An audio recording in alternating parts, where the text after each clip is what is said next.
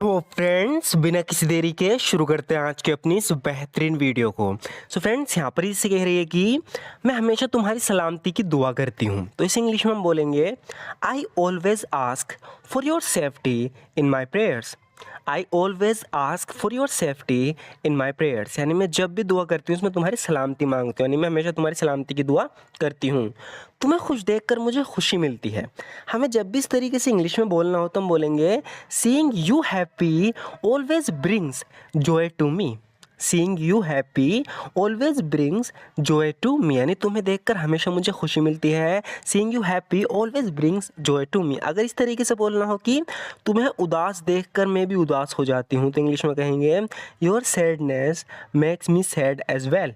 Your sadness makes me sad as well, यानी तुम्हें देखकर मैं भी उदास हो जाती हूँ, यानी जब तुम उदास होते हो तो मुझसे मैं भी उदास हो जाती हूँ तुम्हें देखकर। तो इंग्लिश में बोलेंगे your sadness makes me sad as well. तुम ना तो सो रहे हो और ना ही मुझे सोने दे रहे हो। इसे नींद आ रही है लेकिन कोई से सोने नहीं दे रहा, तो कह रही है कि you are not sleeping and you are not letting me sleep either. कह रही है कि you are not sleeping and you are not letting me sleep either, यानी ना तो तुम सो रहे हो और ना ही मुझे सोने दे रहे हो। You are not sleeping and you are not letting me sleep either. मुझे तुम्हारे यहाँ होने से दिक्कत हो रही है। इंग्लिश में बोलेंगे your being here is causing me some difficulty. Your being here is causing me some difficulty. तो यहाँ पर हमने कॉजिंग का यूज़ लिखे, यानी कि तुम्हारा यहाँ होना एक कारण बन रहा है मुझे परेशानी का।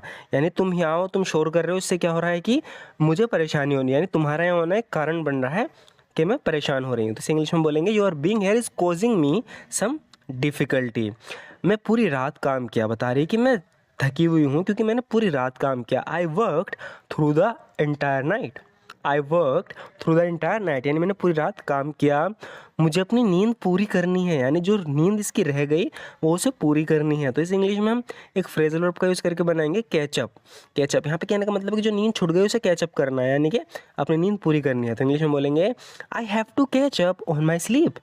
आई have to catch up on my sleep, यानी मैं पूरी रात जाके काम की तो मेरी नींद छूट गई, तो कह रही है कि I have to catch up on my sleep, यानी मुझे अपनी नींद पूरी करनी है। आज नहीं तो कल तुम्हें नौकरी मिल जाएगी। ये अपने इंटरव्यू में फेल हो गया तो इसको दिलासा दे रही है कि तुम टेंशन मत लो। If not today then tomorrow you will get a job. यहाँ पर हम सूनर और लेटर का यूज़ भी कर सकते हैं, इसका मतलब भी होता है आज नहीं तो कल। इस तरीके से हम कहते हैं sooner or later you will get a job, या इस तरीके से बोलेंगे if not today then tomorrow you will get a job. आज नहीं तो कल तुम्हें नौकरी मिल जाएगी। तुम्हारी तरह मैं भी अपना पहला इंटरव्यू क्लियर नहीं कर पाई थी। Like you I too wasn't able to clear my first interview. Like you I too wasn't able to clear my first interview, यानी तुम्हारी तरह मैं भी अपना पहला इंटरव्यू क्लियर नहीं कर पाई थी। Like you I too wasn't able to clear my first interview. तुम अच्छा आदमी हो हालांकि तुम अपने वादे के पक्के नहीं हो। You are a good person although you are not true to your promises. You are a good person although you are not true to your promises. तुम अच्छे आदमी हो हालांकि तुम अपने वादे के पक्के नहीं हो। You are a good person although you are not true to your promises. अगर तुमने मुझे बता दिया होता तुम लेट आओगे, तुम यहाँ 1 घंटा पहले नहीं आती। अब इसने इससे वादा किया था कि मैं इस टाइम आऊँगा, लेकिन 1 घंटा लेट आया, 1 घंटे से इसका इंतज़ार कर रही है। तो अब कह रही है कि अगर तुमने मुझे बता दिया होता, देखो जो होना था वो तो हो गया, अब जो पास्ट में हो गया उस पर हम पछता रहे हैं। हम कहते हैं कि ऐसा नहीं तो ऐसा हो जाता। जो होना था वो तो हो गया, बस हम उस पर एक कंडीशन रख रहे हैं कि ऐसा नहीं तो ऐसा हो जाता। तो उस सिचुएशन में हम थर्ड कंडीशन का यूज़ करते हैं, जहाँ पर हम वुड हैव का यूज़ करते हैं, और इफ़ वाले पार्ट में हम पास्ट परफेक्ट का यानी हैड का यूज़ करते हैं। जैसे कि यहाँ पर हमने क्या है, if you had told me you would be late. अगर तुमने मुझे बता दिया होता कि तुम लेट होगे, यानी तुम लेट आओगे, यहाँ हम विल का यूज़ नहीं करेंगे, वुड का ही करेंगे, क्योंकि जब भी पास्ट में बात चल रही होती है और गेगा आता है वहाँ पर, तो हम विल का नहीं वुड का यूज़ करते हैं। ठीक है, विल की सेकेंड फॉर्म जो होती है वुड। तो कह रही है कि if you had told me you would be late, अगर तुमने मुझे बता दिया होता है कि तुम लेट आओगे। अब यहाँ पर जो कंडीशनल सेंटेंस का दूसरा पार्ट है उसमें हम थर्ड कंडीशन में वुड हैव का यूज़ करेंगे। I wouldn't have come here an hour early, यानी an hour early. If you had told me you would be late, अगर तुमने बता दिया होता कि तुम लेट हो गए, आई wouldn't have come here an hour early, तो मैं यहाँ 1 घंटा पहले नहीं आती। अगर मैं तुम्हारे साथ ऐसा करती तो क्या तुम्हें गुस्सा नहीं आता?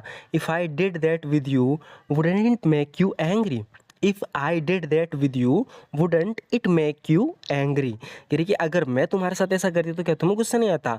If I did with you, ये सेकंड कंडीशनल है, पिछला वाला थर्ड कंडीशनल था। तो सेकंड कंडीशन में हम सिर्फ वुड का यूज़ करते हैं, वुड हैव का नहीं करते, और पास्ट सिंपल का यूज़ करते हैं इफ़ वाले पार्ट में अगर सेकंड कंडीशनल सेंटेंस हो। तो बता रही है कि if I did that with you, अगर मैं तुम्हारे साथ करती, wouldn't it make you angry, तो क्या है तुम्हें गुस्सा नहीं आता? जब मैं नाश्ता कर रही थी तो बिजली चली गई, इंग्लिश में बोलेंगे when I was having breakfast there was a power outage. When I was having breakfast, there was a power outage. जब मैं नाश्ता कर रही थी तो बिजली चली गई। वो बहुत टैलेंटेड है, हालांकि उसमें कॉन्फिडेंस की कमी है। किसी के बारे में बता रही कि she is very talented, however she lacks confidence in herself. She is very talented, वो बहुत टैलेंटेड है, हाउएवर हालांकि she lacks confidence in herself, हालांकि उसमें कॉन्फिडेंस की कमी है। Due to lack of confidence she faces a lot of difficulties, कह रही है कि कॉन्फिडेंस की कमी के कारण उसे बहुत सी कठिनाइयाँ झेलनी पड़ती हैं। Due to lack of confidence she faces a lot of difficulties. वो यहाँ पे बता रही है किसी के बारे में कि वो प्रेजेंटेशन देते समय काफ़ी कॉन्फिडेंस दिख रहा था। He appeared quite confident while giving the presentation. He appeared यानी वो अपीयर हो रहा था, दिख रहा था। ही अपीयर्ड क्वाइट कॉन्फिडेंट, काफ़ी confident, while giving the presentation देते समय। और इसी बात ने मुझे सबसे ज़्यादा हैरान किया। And this is what surprised me the most, and this is what surprised me the most, और इसी ने मुझे सबसे ज़्यादा सरप्राइज़ किया। And this is what surprise me the most, मैं यहाँ अपनी मर्ज़ी से नहीं आई। I didn't come here willingly, willingly यानी अपनी मर्ज़ी से। I didn't come here willingly, मैं अपनी मर्ज़ी से नहीं आई। I didn't come here willingly. You compelled me to come here, तुमने मुझे मजबूर किया आने के लिए। यू कंपेल्ड मी यानी तुमने मजबूर किया।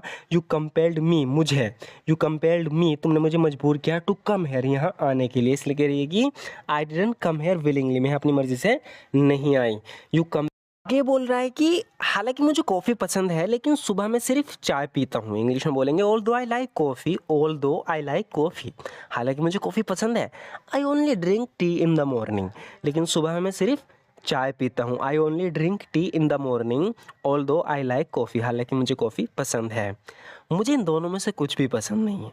यहाँ पर कह रही कि I don't like either of these two, I don't like either of these two, यानी मुझे इन दोनों में से कुछ भी पसंद नहीं है। I don't like either of these two. जब भी इस तरीके से कोई दो चीज़ों हमारे सामने कोई हमसे पूछ रहा हो तुम्हें कौन सी पसंद है, हम इस तरीके से बोल रहा हूँ मुझे तो इन दोनों में से कोई सी पसंद नहीं, तो हम ऐसे बोलेंगे I don't like either of these two, यानी मुझे इन दोनों में से कुछ भी पसंद नहीं है। चाय और कॉफ़ी की बात चल रही है, जैसे कि ये कह रहा है कि ऑल दो I like coffee I only drink tea in the morning, हालांकि मुझे कॉफ़ी पसंद है लेकिन मैं सुबह में सिर्फ चाय पीता हूँ। तो कह रही कि I don't like either of these two, मुझे इन दोनों में से कुछ भी पसंद नहीं है। यहाँ पर कह रही कि मुझे ना तो चाय पसंद है और ना ही coffee. I like neither tea nor coffee, I like neither tea nor coffee, यानी मुझे ना तो चाय पसंद है और ना ही coffee. I like neither tea nor coffee. वो एक बहुत अमीर परिवार से आता है। किसी के बारे में बता रहे हैं कि he comes from a very well of family, यानी कोई अमीर परिवार है, पैसे वाला है, तो इसके लिए हम वेल ऑफ का यूज़ करते हैं। He comes from a very well of family, यानी वो एक बहुत अमीर परिवार से आता है। He comes from a very well of family.